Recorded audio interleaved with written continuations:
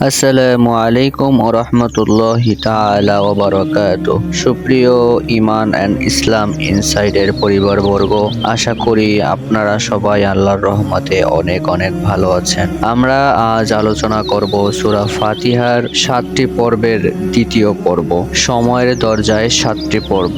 সকল প্রশংসা শুধুমাত্র তারই প্রাপ্য। আলহামদুলিল্লাহি রাব্বিল আলামিন। আমরা প্রশংসা করি, কিন্তু কাকে? আমরা কৃতজ্ঞ হই, কিন্তু কেন?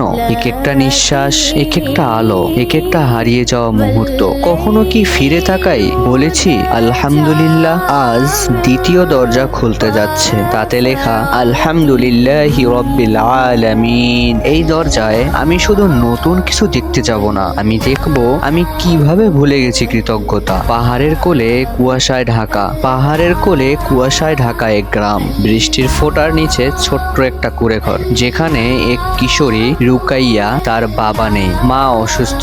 পানি আনতে পাহাড়ে ওঠে। তার কাছে পৃথিবীর একটি মাত্রই সম্পদ, একটা পুরনো ডায়েরি, যেখানে প্রতিদিন সে লেখালেখি করে। আজ আমি কিসের জন্য আলহামদুলিল্লাহ বলেছি? একদিন মায়ের অবস্থা খারাপ হয়, রুকাইয়ার চোখে পানি, কিন্তু মুখে চাপায় এক প্রশান্তি। সে ডায়েরির পাতা খুলে লেখে, আজ আমি আলহামদুলিল্লাহ বলেছি, কারণ মা এখনো আমার কাছে আছেন, আমি এখনো তার হাত ধরতে পারি। বাইরে মেঘ গর্জে ওঠে, ভেতরে মায়ের কাশির শব্দের মাঝে রুকাইয়া ফিসফিস করে বলে ওঠে, রাব্বুল আলামিন, তিনিই তো সবকিছুর পালনকর্তা। আমার মায়েরও, আমার এই চোখের জলেরও ভয় নয়, বিশ্বাস।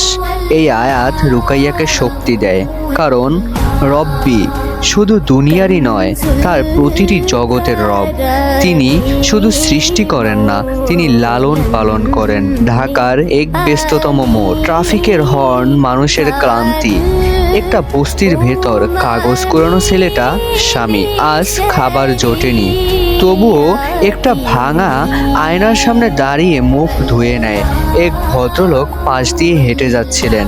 স্বামী হঠাৎ বলে ওঠে, আঙ্কেল আলহামদুলিল্লাহ, আজ বৃষ্টি হয়নি, তাই শুকনো কাগজ জোগাড় করতে পেরেছি। ভদ্রলোক থমকে দাঁড়ায়। একটা ছোট্ট ছেলের মুখে এত বড় শব্দ আলহামদুলিল্লাহ।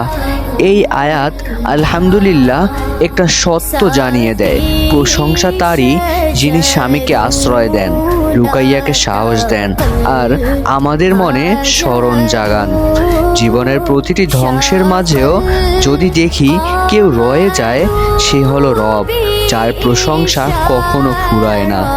আমরা আলহামদুলিল্লাহ বলি যখন কিছু পাই, কিন্তু ফাতিহার শুরুতেই বলা হয় সব প্রশংসা তার জন্য, যা কিছুই হোক না কেন। এই আয়াত একটা প্রশ্ন নয়, এটা একটা জাগরণ। পরবর্তী পর্বে আল্লাহ, যিনি শুধু সৃষ্টিকর্তা নন, করুণাময় বটে। আসুন দরজা 3-এ দেখা করি আর রহমানির রহিম এর সঙ্গে।